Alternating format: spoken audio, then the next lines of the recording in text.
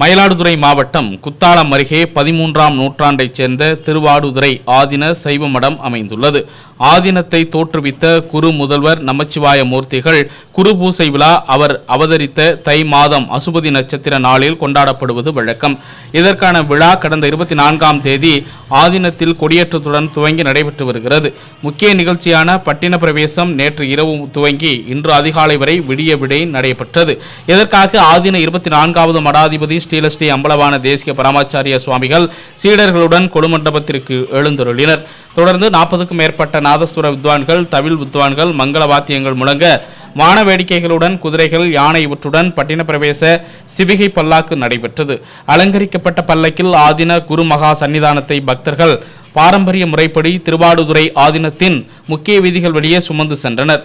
தமிழ்நாட்டின் பல்வேறு பகுதிகளிலிருந்து வந்திருந்த பல்வேறு ஆதீன மடாதிபதிகள் மற்றும் ஆயிரக்கணக்கான பக்தர்கள் நிகழ்ச்சியில் பங்கேற்றனர்.